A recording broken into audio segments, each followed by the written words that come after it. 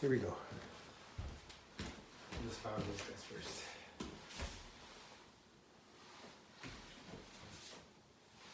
Hi everyone, we're going to do some Kyu Kumites today. There's lots of people practicing this set. And if you're a yellow belt, the first 3 of these are for you. And if you're a blue belt, it's all 5. That goes for first stripe and second stripe adults, of course. So we'll just walk through it slowly to begin with. We both start in a left stance. And the distancing we have here is really important. So Jen has placed herself in a position where if I try to front kick off my rear foot, I can't quite reach her. And that's good. I might feel comfortable a little bit closer, because about here, when she kicks off the rear foot, she can just barely reach me, and that's good for me. So I'm a little bit taller, I got a little more reach with my leg, and so that means that naturally she's going to feel like she's too close, she's going to scoot back, I'm going to scoot in, and this is how we're going to practice. That's just how it's going to be, and that's good. What we're avoiding is this idea that we can be this close and think that we can practice here. That doesn't make sense, because I can kick her, or she can kick me before we can do anything about it. And what's more, if somebody gets that close to them, a good thing to do is just grab their fingers to show that you're too close. You know, are you kidding me? And that's a good thing to do, by the way. That's one of the things that's implied in Kancho Kata when we do this. It's that somebody's up to you too close, and you go smash those fingers. It's called defanging the dragon. So we find a good distance, and we know that distance because I'm looking at Jennifer's eyes, actually through her eyes, so I'm glaring, looking in the far distance, but her eyes are at the level that I'm at, and I can still see her front foot in the periphery. If I'm too close, I start to lose that front foot. So that's a good measure of that. So starting from here, if Jen attacks first, she steps in, she punches over the rear foot, and I'm stepping back, blocking over the rear, she's punching over the forefoot, I'm blocking over the rear foot. And notice that when we step back, that there's a coiling action, and that's what this is, followed by this circling action. And if you're just learning it, of course, you can do those things separately, but it's important to recognize that all of this is coil. All of that. So that's that coiling movement of stepping back powers the guide block and the circle, and we end up right back where we started, where we should.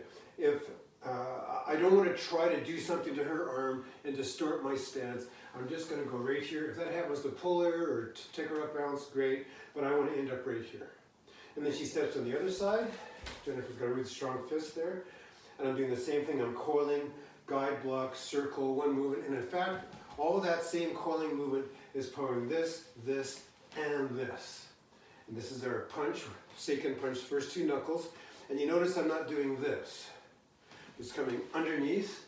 And this part of a punch that Jen is demonstrating is after contact driving through. Okay? And then we right away get our distance back. If we were going to stay here, we wouldn't be done. If we're going to stay this close, she's either going to be hitting me or I'm going to be hitting her. You can't be this close and nothing's going to happen. And in fact, you have to be the one making something happen, because otherwise you're going to be on the receiving end. So once we're done, we take our distance. Now it's my turn. I'm stepping into punch. Jen does the same thing. I step into punch. She does the same thing. And notice that when she's doing that, I don't just give up and cave. I'm keeping my sanchin, I'm keeping my glare, and then we step back. Number 2, you notice Jen shifts to a right stance. So all of these, everybody starts on the left, there's 5 of them, except number 2, number 3, the attacker only. So the defender, the person on the receiving end, always starts in a left stance. Defender starts in a left stance, except for number 2 and number 3. So here's number 2. Sorry, thanks, Jen. The attacker starts in the right and 2 and 3. Okay, so here she is attacking me from number 2. I'm actually stepping back and doing exactly what I did for number 1, except now with her other arm.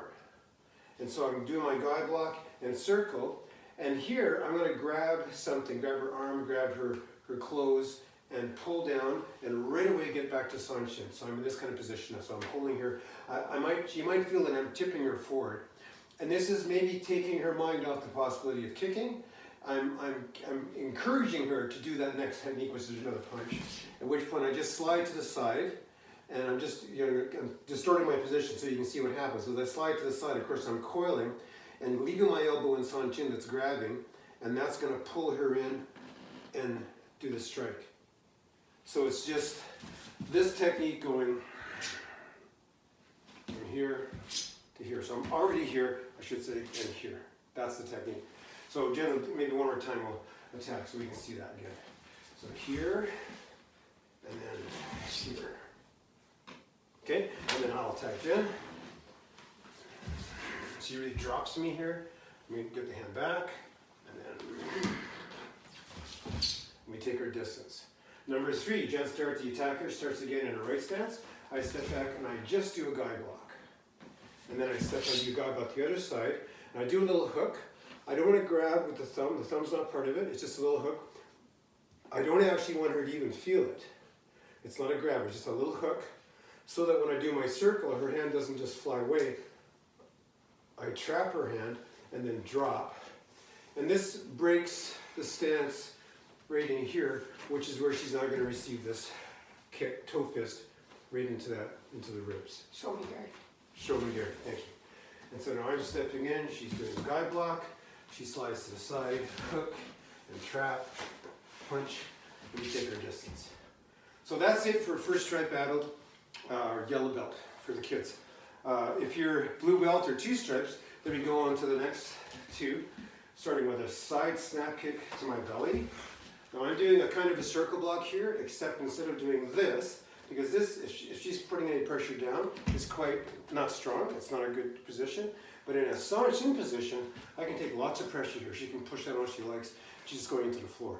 So it's a modified circle, not this kind of a circle, but this kind, coming into Sanchin. And as I continue, I'm stepping back over that circle and throwing her leg down. So she's indicated to me by kicking that she's a kicker. So I've thrown that leg down to encourage her to kick again on the other side. And I've blocked that with a crane block. And now she's stepping and doing a hook punch. And I'm driving in with a kind of a modified kibidachi. I'll talk about that in a second. Pulling her down, elbow strike, back fist, uraken. And you notice Jen's got her hand on my elbow controlling. If she didn't, it's okay, it's good. If she didn't want me to punch, she could easily control that with that. So that's really, you're seeing a force to do black belt in action here. So that modified kibidachi, and maybe just looking at the defense without the attacks, I'm stepping back, doing this modified circle block, and throwing it down, which just means coming back to Sanchin. I'm not going to, again, distort my stance or my position, right to there. And then I come here, crane block, which means a toe fist, and the toes pointing down, and the shin up. It's not off to the side, even though the technique is coming to the side, it's here, and so it's going to hit along here somewhere. And then we're coming in with a kibidachi stance, and the hands in kind of a closed gate position, except up here. Okay, so that's blocking everything. And then we can drop this down, elbow strike, back. So one more time, Jen coming in to do the attacks.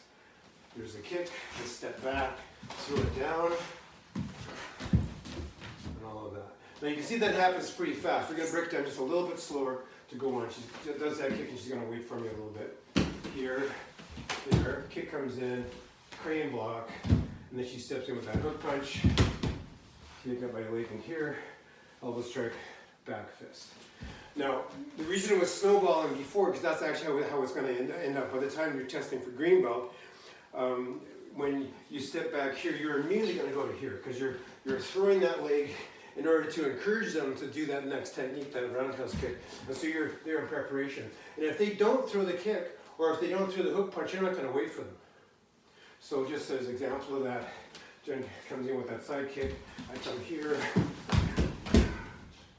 and just nip it all in the butt. So she might get the kick off, she might not, she might get the hook punch off, she might not. I'm just going to do this, and then go in. Okay, let's go the other way. So I'm kicking for Jen.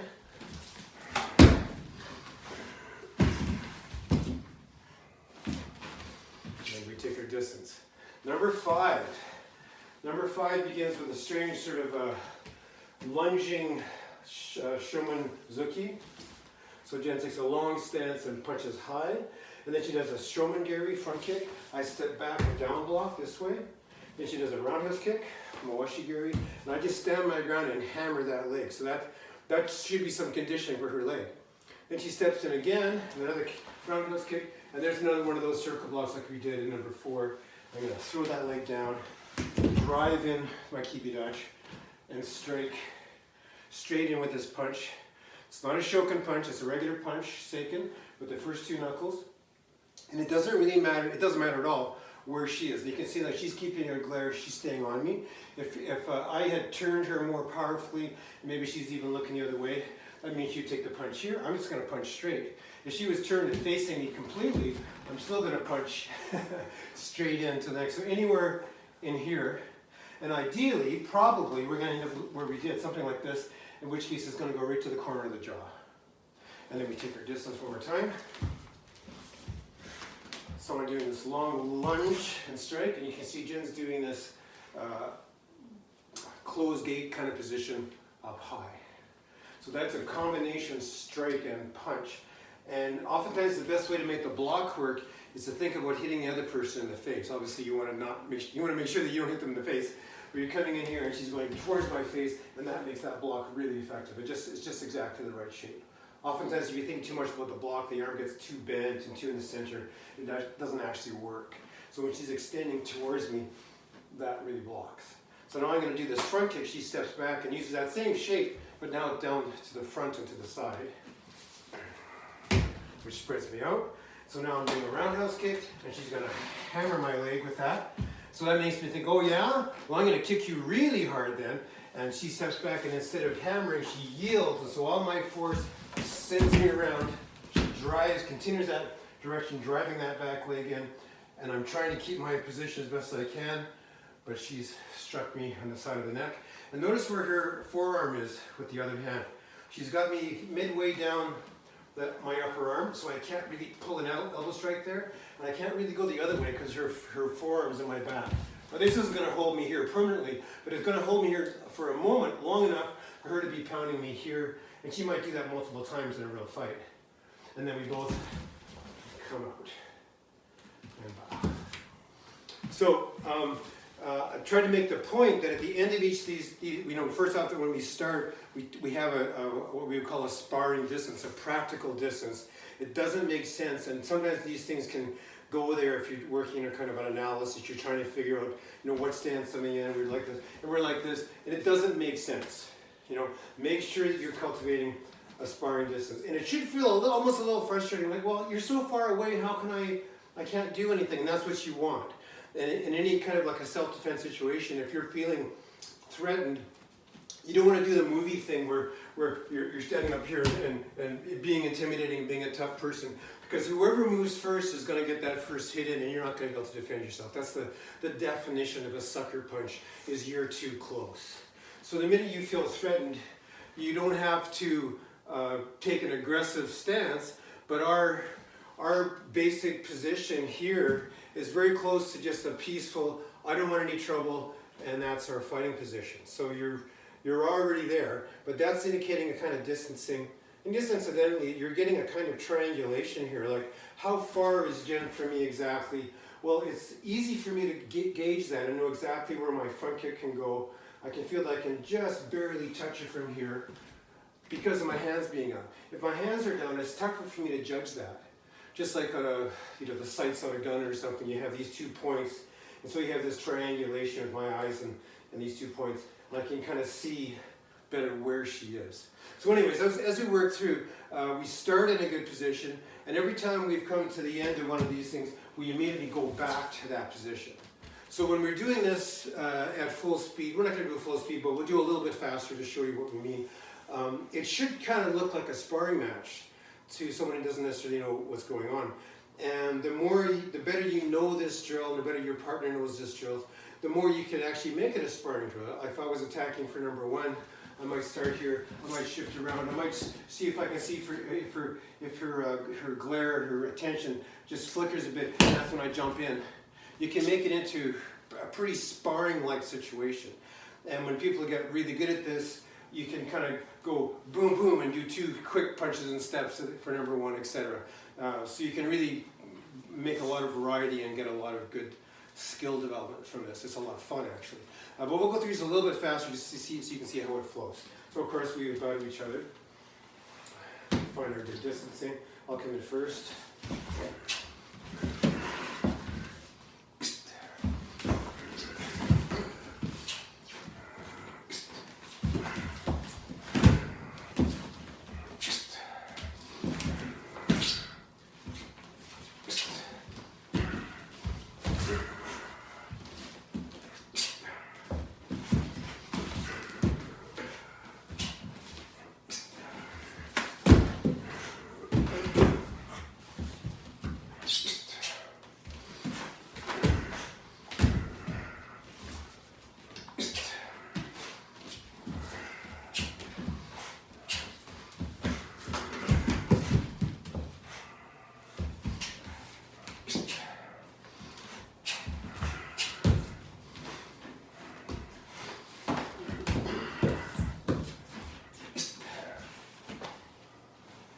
Thanks everyone.